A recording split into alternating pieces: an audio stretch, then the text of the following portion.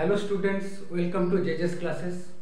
আমি আগে যতগুলো ভিডিও করেছি তাতে একটি কথা বলতে ভুলে যাই, সেটা হচ্ছে যারা আমার ভিডিওগুলো দেখছো এবং ভালো লাগছে তারা আমার চ্যানেলটা সাবস্ক্রাইব করবে আর শেয়ার ও লাইক করবে যদি ভালো লাগে। আর একটা কথা হচ্ছে যে যারা এই সম্পর্কিত কিছু বলতে চাও বা কিছু জানতে চাও, কোনো টপিক সম্পর্কিত কিছু, তারা এটা আমার নাম্বার 9126709210, এই নাম্বারে কন্ট্যাক্ট করতে পারো, হোয়াটসঅ্যাপ করতে পারো বা ফোন করতে পারো। আর অনলাইন বা অফলাইন ক্লাসের জন্য এই নাম্বারে 9126709210 এই নাম্বারে কন্ট্যাক্ট করতে পারো। যাই হোক, আজকে আমাদের টপিক হচ্ছে ওই আমরা আগে যেরকম some basic concept of chemistry বা রসায়ন বিজ্ঞানের প্রাথমিক ধারণা, এই চ্যাপ্টারের এক একটা করে টপিকের একটা ভিডিওতে আমরা কমপ্লিট করছিলাম।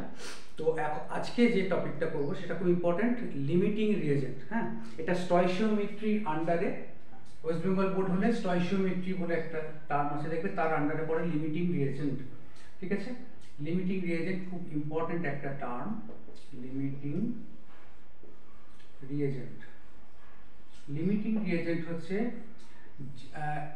একটি রিয়াকশনে একটি দুটো এলিমেন্ট মিলে ধরো একটি রিয়াকশন করছে, দিয়ে একটি কম্পাউন্ড তৈরি করছে, তাতে ওই এলিমেন্ট দুটোর মধ্যে যেটি পরিমাণে কম আছে, ঠিক আছে, যেটি পরিমাণে কম আছে সেটি হচ্ছে লিমিটিং রিয়েজেন্ট। কিন্তু কম বলতে এরকম নয় যে এ আর বি মিলে রিয়াকশন করছে, এ আছে 10 গ্রাম, বি আছে 5 গ্রাম, তাহলে বিটা কম আছে, বিটা লিমিটিং রিয়েজেন্ট, এরকম নয়। ব্যাপারটা হচ্ছে যে কেমিক্যাল রিয়াকশন করব, কেমিক্যাল রিয়াকশন করে যে ব্যালেন্সড রিয়াকশন করতে হবে, একদম সমতা বিধান করতে হবে। ব্যালেন্স রিয়াকশনে আমরা করে দেখবো যে এর জন্য কতটা বি লাগা দরকার, সেই হিসাবে যে যদি কম থাকে তাহলে বি লিমিটিং রিয়েজেন্ট, বা যদি দুটোই ঠিকঠাক থাকে তাহলে কি কোনো লিমিটিং রিয়েজেন্ট নেই। ঠিক আছে, তো আমরা একটা উদাহরণ দিয়ে দেখাচ্ছি। যেমন দেখো, কার্বন প্লাস অক্সিজেন, এখানে কার্বন হচ্ছে 12 গ্রাম, কার্বন একটা আছে, মানে কার্বন প্লাস অক্সিজেন CO2, এটা একটা ব্যালেন্স রিয়াকশন, আগে ব্যালেন্স রিয়াকশন হতে হবে। হ্যাঁ, এই রিয়াকশনটা অলরেডি ব্যালেন্স, কোনো নাম্বার বসানোর দরকার নেই। কার্বন আছে 12 গ্রাম, অক্সিজেন আছে এখানে 16 × 2 মানে 32 গ্রাম, তার জন্য কার্বন ডাইঅক্সাইড তৈরি হবে 44 গ্রাম। ঠিক আছে, তো এই রিয়াকশনটাতে আমরা দেখছি যে 12 গ্রাম কার্বনের জন্য 32 গ্রাম অক্সিজেন লাগবে। এখানে যদি 32 গ্রামের থেকে কম অক্সিজেন থাকে, 32 গ্রামের থেকে কম মানে 30 গ্রামও যদি থাকে, তাহলে অক্সিজেনটা কম আছে, তাহলে অক্সিজেনটি লিমিটিং রিয়েজেন্ট। সেটা কিন্তু কার্বনের থেকে অনেকটা বেশি আছে, কার্বন 12 গ্রাম আছে, অক্সিজেন আছে 30 গ্রাম, তাও কিন্তু অক্সিজেনটা লিমিটিং রিয়েজেন্ট, কারণ 32 গ্রাম দরকার 12 গ্রামের জন্য, সেটা নেই। সেটা হচ্ছে লিমিটিং রিয়েজেন্টের কনসেপ্ট। এবার আমি একটা প্রশ্নে যাব, এই কার্বন আর অক্সিজেন দিয়ে প্রশ্নটি করব। তিনটে অপশন, তিনটে কোশ্চেন আছে, তিনটে ডেটা দেওয়া আছে। সেটা হচ্ছে 1 মোল কার্বনকে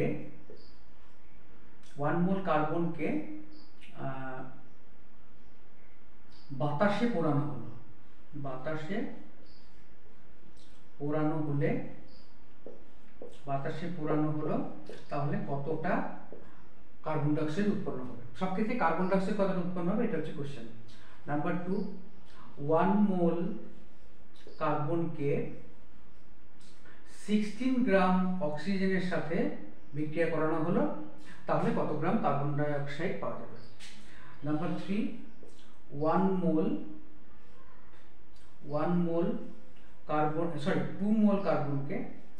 মোল কার্বনকে 16 গ্রাম অক্সিজেনে পোড়ানো হলো, তাহলে কতটা কার্বন ডাইঅক্সাইড পাওয়া যাবে। তিনটে প্রশ্ন। ঠিক আছে, প্রথম প্রশ্নতে যাব। C+O2 = CO2, এখানে দেখতে পাচ্ছি 1 মোল কার্বন, যেহেতু কার্বনের আগে কোনো নাম্বার নেই, তাহলে 1 মোল কার্বন, 1 মোল অক্সিজেন। ঠিক আছে, এটাও কার্বন ডাইঅক্সাইড 1 মোল।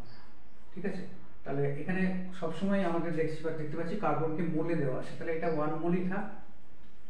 অক্সিজেনটা কত আছে, 1 মোল মানে অক্সিজেন মানে 16 × 2, 16 হচ্ছে অক্সিজেনের পারমাণবিক গুরুত্ব বা অ্যাটমিক মাস, তাহলে হবে 32 গ্রাম অক্সিজেন। কার্বন ডাইঅক্সাইড কত হবে, 1 মোল আছে 12 + 32 মানে 44 গ্রাম কার্বন ডাইঅক্সাইড পাওয়া যাচ্ছে। ঠিক আছে, এবারে দেখো, 1 মোল কার্বনকে বাতাসে পোড়ালে মানে ইনাফ অক্সিজেনে পোড়ানো হলো, তো যতটা অক্সিজেন লাগবে, তাহলে 1 মোল কার্বনের জন্য লাগবে 32 গ্রাম অক্সিজেন এবং সেটা 44 গ্রাম। তাহলে প্রথম কোশ্চেনের অ্যান্সার 44 গ্রাম। ঠিক আছে, প্রথম কোশ্চেনের অ্যান্সার 44 গ্রাম, তাহলে 44 গ্রাম কার্বন ডাইঅক্সাইড পাওয়া যাবে। সেকেন্ড কোশ্চেনে বলেছে 1 মোল কার্বনকে 16 গ্রাম অক্সিজেনে পোড়ানো হলো। এখন 1 মোল কার্বনকে যদি 16 গ্রাম অক্সিজেনে পোড়ানো হয়, দেখো এখান থেকে দেখতে পাচ্ছি 32 গ্রাম অক্সিজেন এর জন্য 32 গ্রাম অক্সিজেন বিক্রিয়া করে 1 মোল কার্বনের সাথে, যেখানে কার্বন ডাইঅক্সাইড পাওয়া যায় 44 গ্রাম CO2 পাওয়া যায়। এখন দেওয়া আছে 1 মোল কার্বন আছে কিন্তু অক্সিজেন আছে 16, অক্সিজেন কম আছে বলে আমি অক্সিজেন দিয়ে রিঅ্যাকশনটা মানে হিসেবটা করছি। 16 গ্রাম অক্সিজেন বিক্রিয়া করে হাফ মোল কার্বনের সাথে। এখন হাফ মোল কার্বন মানে কত? 1 মোল কার্বন মানে হচ্ছে 12 গ্রাম। ঠিক আছে, তাহলে হাফ মোল মানে 6 গ্রাম। তাহলে 16 প্লাস 6 করলে হবে 22 গ্রাম। 16 প্লাস 6 করলাম। কেন 6 করলাম? 16 গ্রাম অক্সিজেন দেওয়া আছে এখানে, পরিষ্কার 16 গ্রাম অক্সিজেন দেওয়া আছে আর 1 মোল কার্বন দেওয়া আছে, কিন্তু 1 মোল কার্বন লাগবে না। 32 গ্রাম অক্সিজেন 1 মোল কার্বনের সঙ্গে রিঅ্যাকশন করতে পারে, 16 গ্রাম অক্সিজেন কিন্তু হাফ মোল কার্বনের সঙ্গে রিঅ্যাকশন করতে পারে।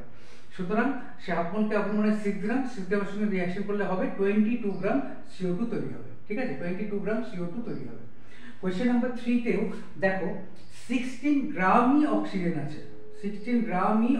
আছে, সেটা কিন্তু আবার সেই 16 গ্রাম অক্সিজেন বিক্রিয়া করবে হাফ মোল কার্বনের সাথে। এই কনসেপ্টটা একদম ক্লিয়ার রাখবে সব সময়, যে কার্বন এখানে 2 মোল দেওয়া আছে, 10 মোল দেওয়া থাক বা 20 মোল দেওয়া থাক, অক্সিজেন যেহেতু 16 গ্রাম আছে, তাই 16 গ্রাম অক্সিজেনের সঙ্গে সবসময় হাফ মোল কার্বন রিঅ্যাকশন করবে, মানে 6 গ্রাম কার্বন রিঅ্যাকশন করবে, মানে আবার সেই 16 প্লাস 6 মানে 22। তাহলে সেকেন্ড কোশ্চেনের অ্যান্সার হচ্ছে 22 গ্রাম কার্বন ডাইঅক্সাইড পাবো। থার্ড কোশ্চেনের অ্যান্সারও 22 গ্রাম কার্বন ডাইঅক্সাইড পাবো। ঠিক আছে, তাহলে দেখা যাচ্ছে যে একটি যদি নির্দিষ্ট করে দেওয়া হয়, একটা অক্সিজেন নির্দিষ্ট করে দেওয়া হয়েছে, এখানেও 16 এখানেও 16, তাহলে কার্বন ডাইঅক্সাইড কিন্তু সেই সেম পাওয়া যাবে। যত বেশি কার্বন ডাইঅক্সাইড কার্বনই থাক না কেন, একবার 1 মোল কার্বন ছিল, লাস্টটাতে 2 মোল কার্বন আসে, তাতে কিছু নেই। এবার যদি কোয়েশ্চেন হয় যে কার্বন, এই সেকেন্ড ক্ষেত্রে কার্বন কতটা পড়ে থাকবে, প্রথম ক্ষেত্রে কোনো কার্বন পড়ে থাকবে না, কারণ বাতাসে পড়ানো হলো 1 মোল কার্বন আছে, 1 মোল কার্বনকে বাতাসে পড়ানো হলো, 1 মোল কার্বন থেকে ও ঠিকঠাক 32 গ্রাম অক্সিজেনের সঙ্গে বিক্রিয়া করবে এবং 44 গ্রাম কার্বন ডাইঅক্সাইড উৎপন্ন করবে।